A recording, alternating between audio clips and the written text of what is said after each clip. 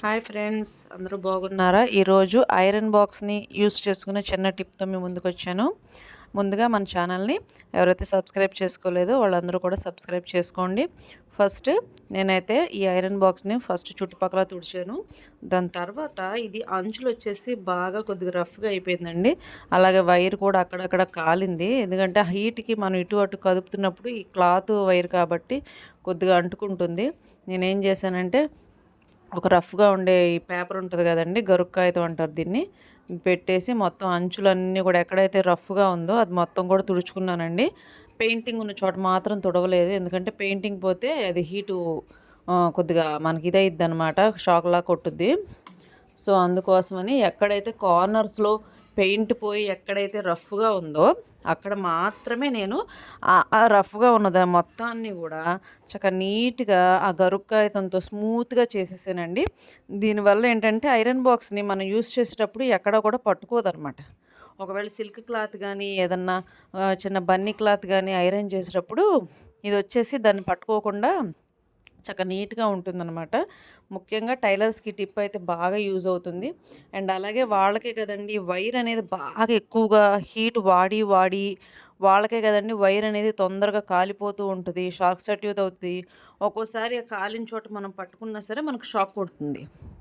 So అందుకోసమని నేను ఇగోండి దారపు కడ్డీలు, వేస్ట్ దారపు కడ్డీలే అండి, ఇవి ఎందుకు ఉపయోగపడవు, మనం దారాలు అయిపోయిన తర్వాత పక్కన పడేస్తాము. ఇది వచ్చేసి నేను కట్ చేసి ఓపెన్ చేశాను.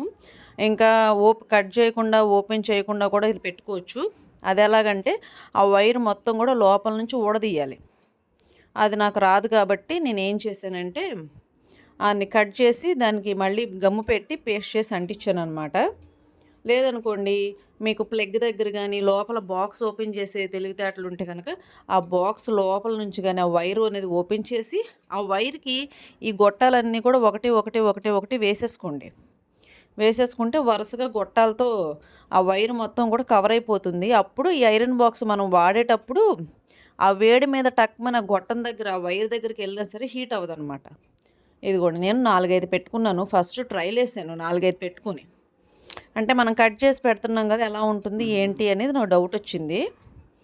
సో అందుకోసమని నేను ఒక 4-5 పెట్టాను, ట్రైల్ వేసాను. బాగానే ఉందనిపించింది నాకు. అటు ఇటు తిరుగుతుంది చూడండి, చక్కగా బెండ్ అవుతుంది, మనకి ఎలా కావాలంటే అలా మెల్ట్ అవుతుంది. అది బాగానే ఉందనిపించింది.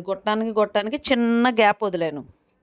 అది కూడా ఎందుకంటే కొద్దిగా బెండ్ అవ్వాలి కదా, అటు ఇటు మనకి ఐరన్ చేసేటప్పుడు ఆ వైర్ అనేది కొద్దిగా అటు ఇటు బెండ్ అయినా కానీ ఏం కాకుండా ఈ గొట్టానికి మధ్య చిన్న పావించి గ్యాప్ అనేది ఉంచాను. అలాగే మీరు గొట్టాలు తీసుకునేటప్పుడు నలిగిపోయిన తీసుకోమాకండి, కొద్దిగా స్ట్రాంగ్గా గట్టిగా ఉన్న గొట్టాలను తీసుకోండి. దానివల్ల ఏంటంటే అవి కూడా స్ట్రాంగ్గా ఉండి పట్టుకుంటాయి.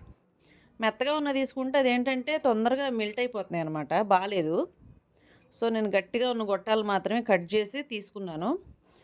ఇది మొత్తం చక్కగా బాగానే వచ్చింది, రౌండ్గా మెల్ట్ అవుతుంది, తిరుగుతుంది, నాకు బాగానే అనిపించింది. నెక్స్ట్ గమ్ అండి, అన్నిటికీ కూడా గమ్ అనేది రాసేది ఆరే వరకు టైం ఇచ్చాను. కాకపోతే అది ఆరేటప్పుడు కొద్దిగా మళ్ళీ ఓపెన్ అవుతున్నట్టు అనిపించింది నాకు. వెంటనే నేను ఏం చేశానంటే ఆ గమ్ముని కొద్దిగా ప్రెస్ చేసి ఆ గొట్టాన్ని ఆ గమ్ముని అలాగొండాల చేతితో కొద్దిగా దాన్ని అలాగ రాశానమాట. ఒకవేళ ఇంకా మీకు డౌట్గా ఉందనుకోండి, మీరేం చేస్తారంటే ఒక బ్లాక్ అంటే వేరే కలర్ ఒక దారం తీసుకొని అగోండి ఆపోజిట్ కలర్ దారం ఒకటి తీసుకుని దాన్ని సెంటర్లో ఒక నాట్ వేసి వదిలేయండి.